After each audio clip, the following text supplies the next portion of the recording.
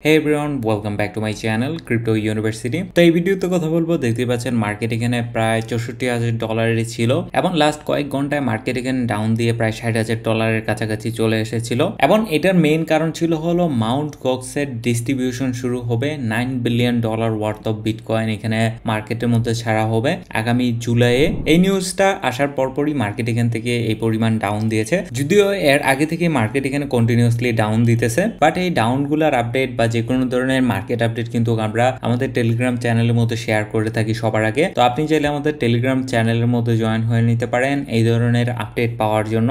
দেখতে পাচ্ছেন প্রচুর আপডেট এখানে শেয়ার করা হয়ে থাকে মার্কেটের বর্তমান অবস্থা নিয়ে। এবং ওভারঅল লাস্ট এক মাসে যদি দেখেন, বিটকয়েনের যারা মাইনার ছিল তারা এখানে 30,000 বিটকয়েন এখন পর্যন্ত সেল করেছে মার্কেটের মধ্যে, যেটার ওয়ার্থ হলো $2 বিলিয়ন।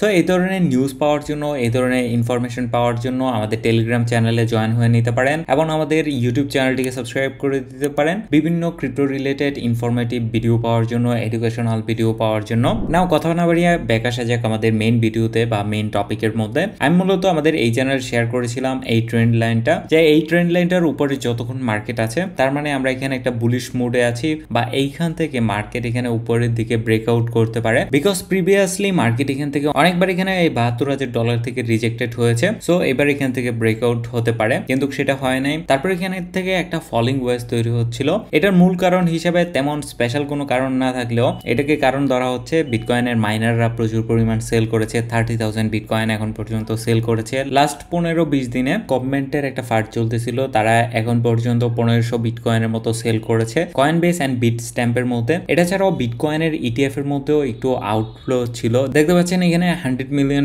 বা 1300-1400 বিটকয়েনের মতন তারা এখানে সেল করেছে এখন পর্যন্ত। সো ওভারঅল লাস্ট এক মাস এখানে খুবই নেগেটিভ ছিল বা একটু সেলিং প্রেসার ছিল ভালো পরিমাণ মার্কেটের মধ্যে। সবার কোয়েশ্চেন হলো এখান থেকে নেক্সট কি হবে, বা এই ডাউনটা বা এতটুকু ডাউন হওয়ার কারণ তো আমরা জানলাম, কিন্তু এখন এখানে কি করা যেতে পারে। যদি এখানে নেক্সট চিন্তা করেন, আমরা কিন্তু এটা অলওয়েজ দেখি না, মার্কেট কিন্তু এখানে অলরেডি রিয়েক্ট করে ফেলেছে। এখানে $9 বিলিয়ন ওয়ার্থ অফ বিটকয়েন বা বিটকয়েন ক্যাশ মার্কেটের মধ্যে আসবে বা মার্কেটের মধ্যে সেল হবে। এখন এটা কিন্তু একটা মার্কেটের জন্য হিউজ অ্যামাউন্ট, কিন্তু একটা জিনিস এখানে খেয়াল করবেন, মার্কেট কিন্তু অলরেডি এখানে রিয়েক্ট করে ফেলেছে। যেমন ধরেন এখানে বিটকয়েন ইটিএফ যখন আসবে, মার্কেট কিন্তু অলরেডি ইটিএফ আসার আগে বা ইটিএফ অ্যাপ্রুভ হওয়ার আগেই এখানে মার্কেট পাম্প করে ফেলেছে। ইটিএফ আসার পরের দিন থেকে মার্কেট এখান থেকে ডাউন হওয়া শুরু করে এবং সেম বিষয়টা ছিল বিটকয়েনের হালভিং এর ক্ষেত্রে। বিটকয়েন হালভিং আসবে, এটার জন্য মার্কেট কিন্তু অলরেডি পাম্প করেই ফেলেছে এন্ড দেন হালভিং এর পর মার্কেট এখানে কন্টিনিউয়াসলি ডাউন দিয়ে $58,000-56,000 চলে এসেছিল। এখানে যে ডাউনওয়ার্ড মুভমেন্টটা আমরা দেখতে পাচ্ছি, হতে পারে এটা $60,000 এসে থামবে বা $60,000 থেকে এগেন একটু নিচে যাবে, যেমনটা লাস্ট টাইম এই জায়গায় হয়েছিল। $56,000 বা $58,000 পর্যন্ত টাচ করবে। বিকজ এখানে অ্যামাউন্টটা কিন্তু বড়, $1 বিলিয়ন বা $2 বিলিয়ন হলে বা $5 বিলিয়ন হলেও এখানে হয়তো বা দেখতাম রিয়েক্ট করা বা মার্কেট এখানে অলরেডি কিন্তু ডাউন হয়ে যাচ্ছে। বিকজ সামনে এই ইভেন্টটা আসবে। মার্কেট কিন্তু অলওয়েজ এখানে ফিউচার প্রেডিক্ট করে চলে। যেমন ধরেন আমরা এখানে দেখতে পাচ্ছি যে ফিউচারে বিটকয়েনের হালভিং আসবে। বিটকয়েনের হালভিং আসলে বা বিটকয়েনের সাপ্লাইটা হাফ হয়ে গেলে বিটিসির প্রাইস এখান থেকে ডাবল হয়ে যাবে। তো এই ডাবলটা কিন্তু হালভিং আসার আগেই হয়ে গেছে। সেম বিষয়টা যেহেতু জুলাই এই ডিস্ট্রিবিউশনটা আসবে, এই জন্য মার্কেট অলরেডি এখানে অ্যাডজাস্ট হয়ে যাচ্ছে।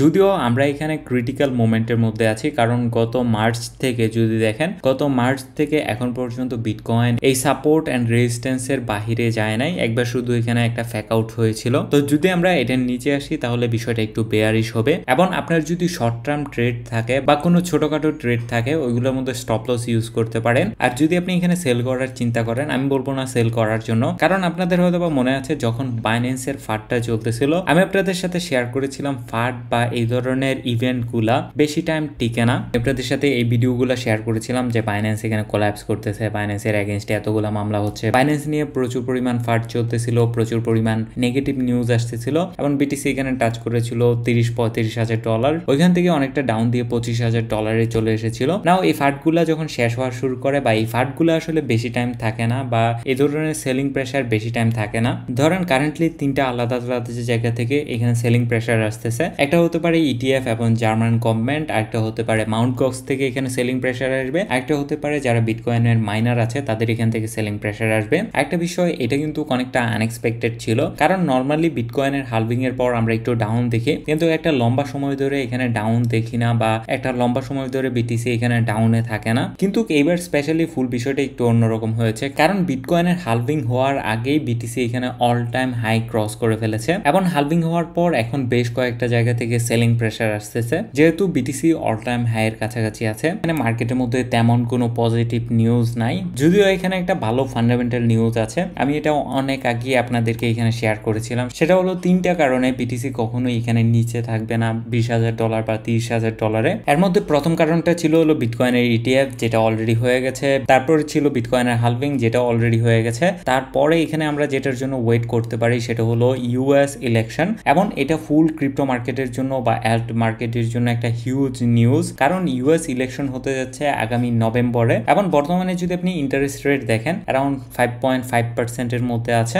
যেটা কিন্তু হিউজ ইন্টারেস্ট রেট। যদি আপনি চিন্তা করেন 2021 সালে যেটা ছিল শুধুমাত্র 0.25%। সো নেক্সট ইলেকশনে আমার কাছে মনে হচ্ছে রিপাবলিকান এখানে জিতবে বা ডোনাল্ড ট্রাম্প এখানে প্রেসিডেন্ট হবে, এবং ডোনাল্ড ট্রাম্প যদি প্রেসিডেন্ট হয় তাহলে এখানে অনেকগুলা বড় বড় চেঞ্জ আসবে। প্রথম চেঞ্জটা হলো ইন্টারেস্ট রেট এখানে ডাউন করা হবে বা ইন্টারেস্ট রেট এখানে নিচে নামানো শুরু করা হবে। এখানে আরেকটা বিষয় হতে পারে 5.5% যেহেতু অলরেডি ইন্টারেস্ট রেট আছে, ইলেকশনের আগে ইন্টারেস্ট রেটটা এখান থেকে ড্রপ করা হতে পারে, এবং আপনারা জানেনই ইন্টারেস্ট রেট ড্রপ করা হলে মার্কেট 100% এখানে উপরে যাবে বা বাউন্স ব্যাক করবে। সো ওভারঅল মার্কেট এখানে শর্ট টার্মে যদি দেখেন বেয়ারিশ মোডের মধ্যে আছে, $60,000 এখানে ক্রস করে নিচে আসতে পারে, তবে এটা খুবই স্ট্রং সাপোর্ট। $60,000 আশা করি এটা ক্রস করবে না, বা এটা ক্রস করাটা মার্কেটের জন্য একটু বেয়ারিশ হয়ে যাবে। বাট একটু লং টার্মের মধ্যে আমরা দুইটা আশা রাখতে পারি, একটা হলো ইউএস ইলেকশন আসার পর বা ইলেকশন আসার আগে ইন্টারেস্ট রেটটা এখানে ডাউন হবে, আরেকটা হলো বিটকয়েনের হালভিং এর